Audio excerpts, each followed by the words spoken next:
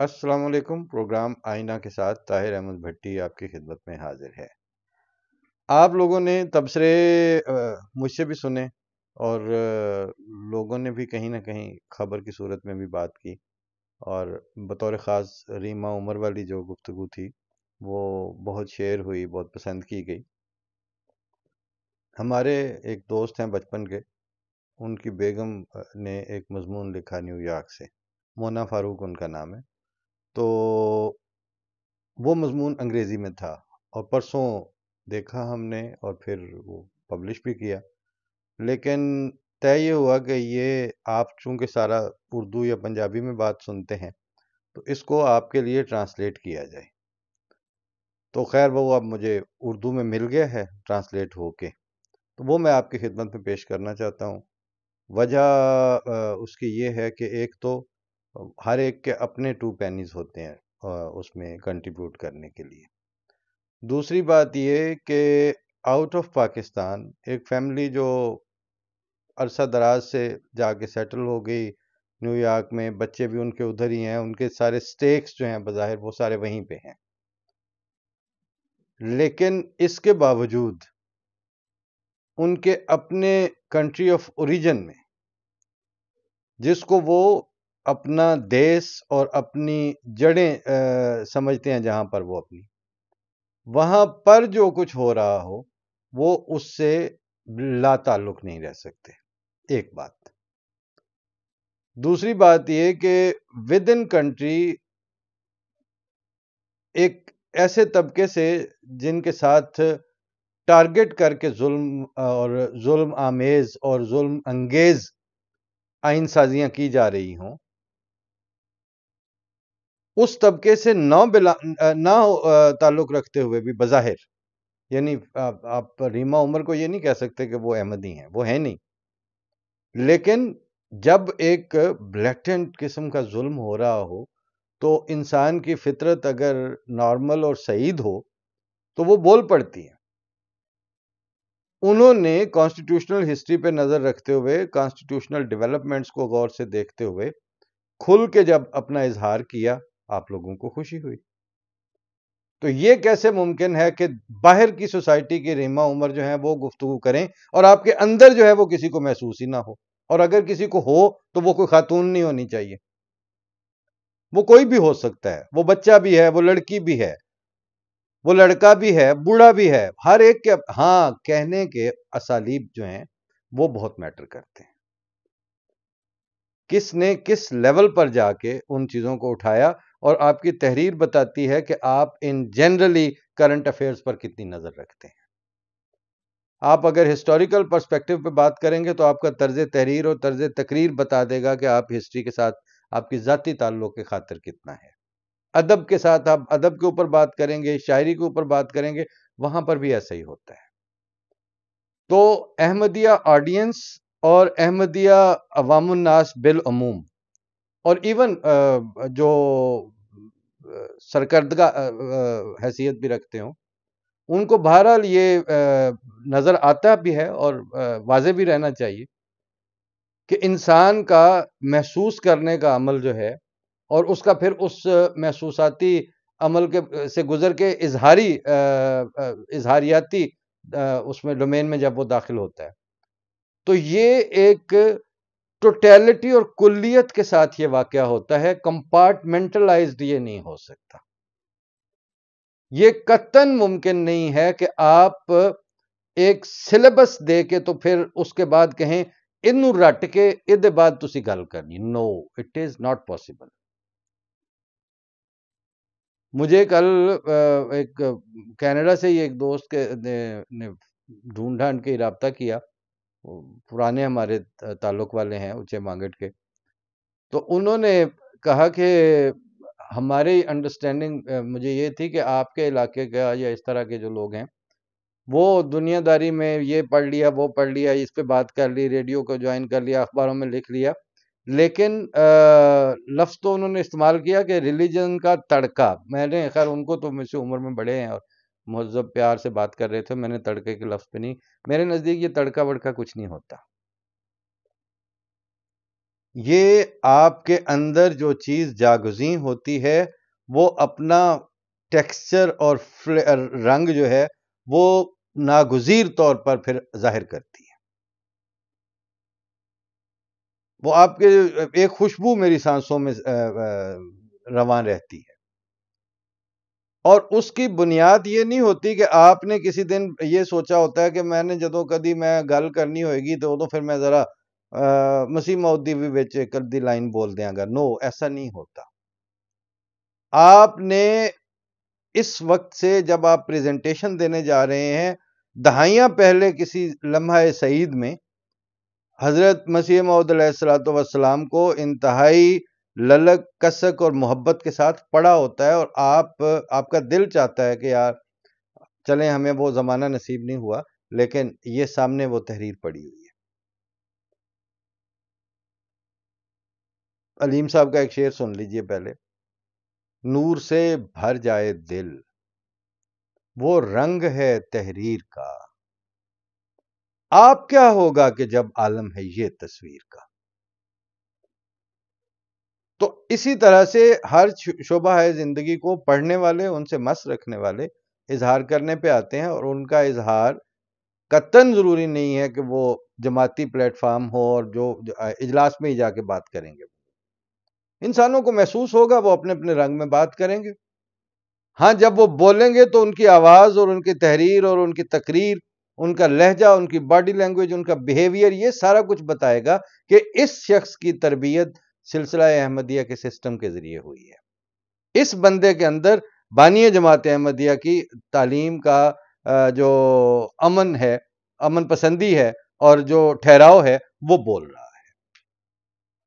اس تحریر اور اس گفتگو اور اس باڈی لینگویج والے بندے کے پیچھے کوئی اور صاحبان شعور تھے جنہوں نے اس سوسائٹی کی تربیت کی ہے.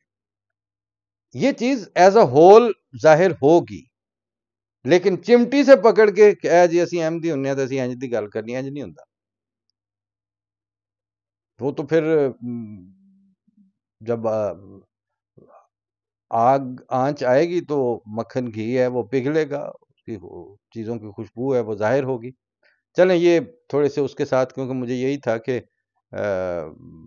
مضمون ادھر ادھر سے آ جائے تو اب کچھ نہیں ہوتا.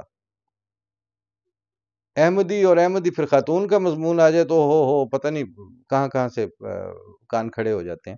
لیکن بہرحال میں نے پڑھا اور مجھے پسند آیا، اور میں نے کہا کہ اگر ریما عمر پہ بات ہو سکتی ہے تو ان پہ کیوں نہیں ہو سکتی، اور ان کا لکھا ہوا کیوں نہیں پیش کیا جا سکتا. عنوان دیتی ہیں، کیا احمدی پاکستان کے شہری ہیں؟ ہر ریاست کے گریبان میں ایک ایسی سچائی پوشیدہ ہوتی ہے جسے وہ دنیا کی نظروں سے اوجھل رکھنا چاہتی ہے. اسٹیٹس مین شپ اور اسٹیٹس کرافٹ کی بات شروع کی ہے انہوں نے. اور پاکستان کا چھپا ہوا سچ یہ ہے کہ یہاں کچھ لوگ صرف کاغذوں پر شہری ہیں، حقیقت کی دنیا میں نہیں ہے. یہ تلخ حقیقت ایک بار پھر پوری سنگ دلی کے ساتھ اس وقت سامنے آئی جب پارلیمنٹ میں اقلیتوں کے تحفظ کا بل زیر بحث آیا. جنہیں تحفظ دیا جانا تھا ان میں سب سے واضح اور خصوصی طور پر جس طبقے کو ابتدا ہی سے دائرے سے باہر رکھا گیا وہ ہمیشہ کی طرح احمدی تھے. احمدیوں کے معاملے میں ریاست کا رویہ کبھی پردے میں ڈھکا چھپا نہیں رہا. یہ ہمیشہ کھلا، بلند آہنگ اور اکثر فخریہ اور فخر سے اور ڈھٹائی سے بھرپور نظر آتا ہے. یہاں تو نقاب تک کبھی اوڑھنے کی زحمت نہیں کی جاتی. جو لمحہ آئینی برابری اور انسانی وقار کے اعلان کا ہونا چاہیے تھا وہ ایک بار پھر تضحیک اور ایکسکلوژن، اخراج، باہر رکھنے کا مظاہرہ بن کے رہ گیا. حکومتی اراکین ہوں یا مذہبی جماعتیں یا وہ لوگ جو اپنے آپ کو ترقی پسند کہتے نہیں تھکتے، کسی نے بھی اپنے تعصب کو چھپانے کی ضرورت محسوس نہیں کی. ان کے الفاظ میں نہ انصاف کی گونج تھی، نہ انسانیت کی حرارت. بس ایک مجرمانہ اصرار کہ احمدی اس تحفظ کے اہل نہیں ہیں، نہ علامتی طور پر اور نہ حقیقی معنوں میں. National commission for minorities rights bill 2025. اس کی منظوری نے اس تضاد کو روز روشن کی طرح واضح کر دیا ہے. بظاہر جسے پیش رفت کہا گیا ہے، اس کے معمار یعنی اس بل کے وزیر قانون اعظم نذیر تارڑ نے فوراً یہ وضاحت پیش کی کہ یہ قانون قرآن و سنت سے متصادم نہیں ہو سکتا، اور ہمیشہ قرآن و سنت کے مطابق ہونے کا مطلب پاکستان کی آئینی زبان میں یہ ہوتا ہے کہ جو چیز قرآن اور سنت کے مطابق ہے وہ احمدیوں کے مخالف ہے. یہ وہ بدبخت ہیں کہ اپنے اس خطہ زمین میں قرآن کی تطابقت اور مطابقت کا مطلب ایک طبقہ انسانیت کی مخالفت کو لیتے ہیں، اور ظاہر ہے اس پہ کوئی بولنے والا نہیں ہے، کیونکہ پارلیمنٹ سارے کی ساری مفاد پرستوں سے گھری ہوئی اور بھری ہوئی ہے. پارلیمنٹ میں ریڑھ کی ہڈی رکھنے والا، سیدھا کھڑے ہونے والا، دو ٹانگوں والا انسان تو ہوتا نہیں ہے. وہ تو چوپائے ہیں جن کی ریڑھ کی ہڈی نہیں ہے، اور وہ رینگنا ہے انہوں نے، اور اپنے اقتدار اور مفاد کی خاطر رینگنا ہے. یہ ان کے الفاظ نہیں ہے، یہ مجھ سے نہیں رہا گیا کہ جب یہ قرآن اور سنت کے ساتھ جوڑتے ہیں. لکھتی ہیں کہ اعظم نذیر تارڑ نے فوراً یہ وضاحت پیش کی کہ قانون قرآن اور سنت سے متصادم نہیں ہو سکتا، اور اسی بنیاد پر احمدیوں کو اس کے دائرہ کار سے باہر رکھا گیا ہے. یہ وضاحت محض ایک تشویشناک نہیں بلکہ ایک کھلا کھلا اعلان ہے کہ کچھ شہریوں کا عقیدہ، ان کی عبادت، حتیٰ کہ ان کا وجود خود ریاست کی نظر میں قابل تحفظ نہیں ہے. یہ ہے سوال. بل تو گزر گیا، شک نکل گئی. کال کہندے نے لنگ جاندے نے پر کالخاں کھڑیاں رہندیاں نے. یعنی جب قحط پڑتا ہے تو وہ تو گزر جاتا ہے، لیکن ان قحط کے دنوں میں جو منہ کالے کروائے ہوتے ہیں نا لوگوں نے اس بھوک کے عذاب اور زمانے میں، وہ ہمیشہ یاد رہتے ہیں کہ وہ کالخ کس کس کے منہ پہ ملی گئی تھی ان دنوں میں. تو یہ جو کالخ ملی گئی ہے ریاست کے منہ پہ، یہ وہ انہوں نے ہائی لائٹ کی کہ کچھ شہریوں کا عقیدہ، ان کی عبادت، حتیٰ کہ ان کا وجود خود ریاست کی نظر میں قابل تحفظ نہیں ہے. یہ ایکسکلوژن کا ترجمہ اصل میں انہوں نے اخراج کیا ہے، اور جو ٹولز ہیں اس وقت وہ بھی یہی کرتے ہیں. لیکن اخراج کا جو لفظ ہے وہ ہمارے ہاں جو جماعت سے اخراج ہوتا ہے، یہ لفظ آتے ہی ساروں کے اس طرف جاتا ہے، لہذا میں اس کو استعمال نہیں کر رہا. یہ ایکسکلوژن کوئی وقتی یا تکنیکی معاملہ نہیں ہے. یہ وہی سلسلہ ہے جس کے نتیجے میں برسوں سے احمدی شہری قتل کیے جاتے رہے، ان کے گھروں اور عبادت گاہوں پر حملے ہوتے رہے، قبریں اکھاڑی جاتی رہیں، بچوں تک کو گرفتار کیا جاتا رہا، اور ایک پوری کمیونٹی کو معاشی، سماجی اور تہذیبی زندگی سے منظم انداز میں محروم رکھنے کی کوشش کی جاتی رہی. انہوں نے لکھا ہے محروم کیا جاتا رہا. میرا چونکہ آنکھوں دیکھا مشاہدہ ہے کہ محروم کر نہیں سکے، ہو نہیں پائے. تہذیبی، معاشی، سماجی ان حوالوں سے جماعت احمدیہ کمیونٹی ایون پاکستان میں بھی بالکل محروم نہیں ہوئی ہے. وہ خیر میرے اس آرٹیکل کا چونکہ موضوع نہیں ہے، میرے پروگراموں کا موضوع ہے، میں اس پہ قائم ہوں. کئی مواقع پر یہ ظلم ریاستی اداروں کی خاموش سرپرستی میں ہوا، اور کئی بار ان کی براہ راست مداخلت سے. یعنی ضیاء کی دفعہ یہ اداروں کا، یہ آج کل جو ان کا چھپ کے اور جھجک کے چلمن کے پیچھے ہو کے نام لیا جاتا ہے فوج کا ادارے، تو یہ فوج کا سربراہ نہیں وہ حرکت کی تھی نا اینٹی احمدیہ آرڈیننس والی. اور چلو نانی نے خزم کر لیا سی، اگوں سیاست دانا دی واریاں آ جاندے، بعد میں جا کے اس کو اون نہ کرتے، بعد میں اس کو لا کا حصہ نہ بناتے اس آرڈیننس کو. لیکن اس کے بعد ساروں نے کہا بسم اللہ. بالکل ان کی وہی کرتوت ہے کہ کچھ پونک دے ویخ کے چیز کوئی کچھ پونک لڑام دے نہیں. یہ مصرع ہے، میں نے نہیں کسی کو کتا کہا. پہلا ایک ڈکٹیٹر جو ہے وہ ایک بھونک جو ہے وہ شروع کرے گا، بعد میں سیاستدان جو ہیں اور سیاسی جماعتیں سارے مل کے بھونک لڑائیں گے. اس کا مظاہرہ آپ نے دیکھ لیا. مولوی فضل الرحمان بولا، مولوی قادری بولا، وہ جو سابق منسٹر تھا، اور پگاں بن کے انہاں آکھیا ساڈے خون مطلب اسی آقا نامدار دی تے انہاں دی رسالت تے ماب تے وہ کر، اس پہ ہم آنچ نہیں آنے دیں گے. آنچ آنے دا مطلب ہے 35ویں کلاس نہیں وچ پڑھن دیں گے. اور اس کے بعد بال بنا کے انہوں نے دے دیا تھا. پھر اٹھ کے گور بیرسٹر گور پہ ہوندا ہی ادھروں نبیل قبول اپنا قادر پٹیل اٹھ کھلوتا ہے. یہ وہ نے جنہاں دی پولیٹیکلی حیثیت ہے کہ انہاں نوں ماں دوجی واری منگیا سالن نہیں دیندی، انہاں دا واقعی کوئی حال نہیں. لیکن چونکہ احمدیہ ایشو کے اوپر جناب سپیکر نے بھی ایتھوں ہی ہاتھ ہٹانا ہی نہیں ہوندا. جناب سپیکر نے کدی خیال، کسے بھی جناب سپیکر دا یہ خیال نہیں ہویا. بس وہ جناب سپیکر جڑا وہ اتنے ہاتھ رکھ کے سنی جانا کہ کی چوڑا مار دین پہ. اسی وقت اسی جناب سپیکر نے جب باہر نکلنا ہے کسی نیشنل پارلیمنٹری سپیکرز کانفرنس میں، وہاں جب سوال ہوگا تو سارے ہیومن رائٹس کا تحفظ ہو رہا ہے جی ہمارے ملک.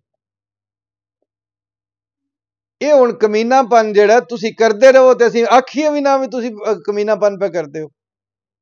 انج نہیں جو ہونا.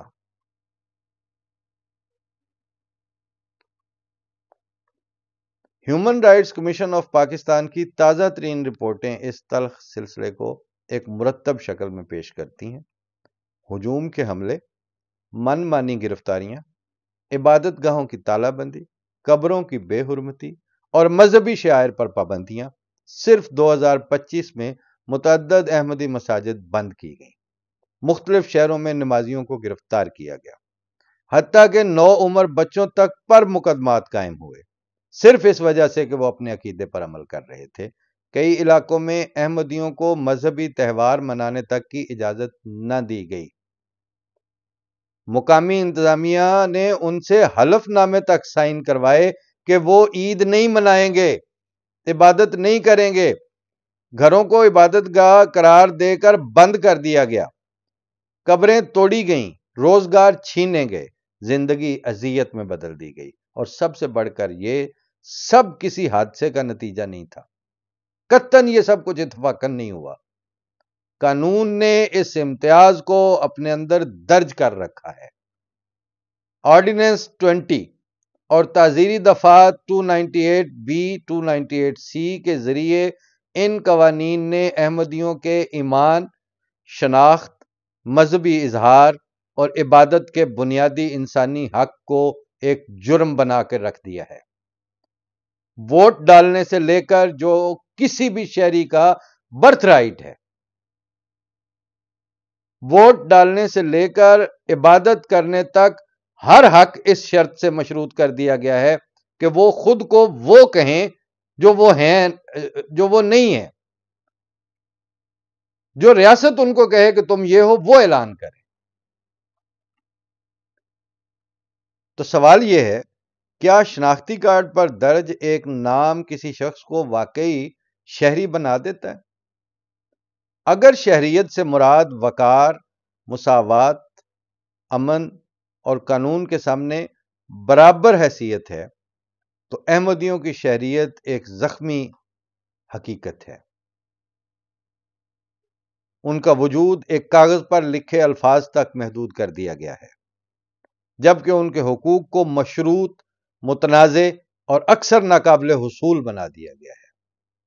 اور صرف یہ نہیں کہ ریاست انہیں محفوظ نہیں رکھتی، اکثر وہ خود ظلم کے رستے ہموار کرتی ہے. ہر سال عبادت گاہیں گرائی جاتی ہیں، عید کے اجتماعات پر پہرے بٹھائے جاتے ہیں، نہتے شہری گرفتار کیے جاتے ہیں، گھروں میں خوف چھایا رہتا ہے. یہ محض غفلت نہیں ہے، یہ ایک منظم امتیازی سلوک ہے. یہ معاملہ صرف مذہب کا نہیں، یہ اس ریاستی بدنیتی کا اظہار ہے جو انسانوں کے بنیادی حقوق کو عقیدے کی بنیاد پر تولتی ہے. جب کوئی ملک اقلیتوں کے تحفظ کا دعویٰ کرے مگر ایک کمیونٹی کو اس لائق بھی نہ سمجھے کہ وہ نماز بے خوف پڑھ سکے، تو وہ اپنے اخلاقی وجود کو خود ہی ننگا کر کے رکھ دیتا ہے.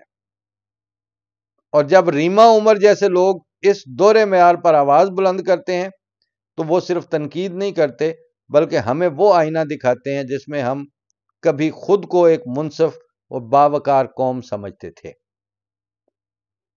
حقوق یہ سننے کی بات ہے، حقوق کوئی انعام نہیں ہوتے کہ جو صرف درست عقیدہ رکھنے والوں کو دیے جائیں گے، آپ کی نظر میں جن کا عقیدہ درست ہوگا۔ یہ ہر انسان کا پیدائشی حق ہے۔ اگر اس ملک کی شناخت اس کے لوگوں سے ہے تو احمدی بھی اسی دھرتی کے سپوت ہیں اور اسی کے باسی ہیں، اسی ریاست کے وہ وارث ہیں اور اسی پرچم میں برابر کے حقدار ہیں۔ اور اگر ریاست انہیں اس حق سے محروم رکھتی ہے تو پھر عدل کا ہر دعویٰ کھوکھلا ہے۔ جہاں ناانصافی قانون بن جائے، یہ ہے کہ ناانصافی ایکسکلوژن ڈسکریمنیشن لا بن چکی ہے، وہاں پہ آئین بنا تھا پہلے ڈسکریمنیشن پر بنیاد رکھتے ہوئے، آئینی امینڈمنٹ ڈسکریمنیٹری تھی، بے انصافی پر تھی، غیر انسانی تھی، خود آئین کے متصادم تھا وہ سیکنڈ امینڈمنٹ۔ آئین کہیں نہیں کہتا کہ آپ کسی کے حق عقیدہ کو چھین سکتے ہیں، بلکہ اس کی گارنٹی کرتا ہے۔ اس کے تابع پھر قوانین بے انصافی جو ہے وہ لیگل فریم ورک کا حصہ بن چکی ہو، اور جہاں ناانصافی قانون بن جائے وہاں ادارے بکھر جاتے ہیں، کسی بد دعا کی ضرورت ہی نہیں رہتی، کسی مبالغے کی محتاجی رہ ہی نہیں جاتی کہ آپ پہلے ایک دفعہ امام جماعت احمدیہ یا بانی جماعت احمدیہ کی پیشگوئی ہوگی تو آپ کی بربادی ہوگی۔ ناانصافی جہاں قانون بن جائے وہاں ادارے سکیٹرڈ ہو جائیں گے، بکھر جائیں گے، ان کے پلے کچھ نہیں رہے گا، اخلاق کا جنازہ نکل جاتا ہے، حکمرانی کمزور پڑ جاتی ہے بلکہ سرے سے اٹھ جاتی ہے، اور خدا کی گرفت اپنے وقت پر نہایت سخت ہوتی ہے۔ یہ جناب انہوں نے مضمون لکھا تھا اور ہمیں پسند آیا، انگریزی میں اس سے بھی اچھا لگتا ہے، یعنی اگر جو انگریزی دان طبقہ ہے وہ چھپا ہوا ہے inabsart.org پہ، آپ وہاں سے پڑھ سکتے ہیں۔ اردو میں نے آپ کی خدمت میں پیش کر دیا، اور جہاں درمیان میں ان کے مضمون کا تسلسل توڑ کے تو میں اپنی آئی پہ آ گیا، اس پہ مضمون نگار سے بھی میں معذرت خواہ ہوں اور آڈینس سے بھی۔ باقی اللہ کے حوالے، اگلے پروگرام میں پھر ملاقات ہوگی۔ السلام علیکم۔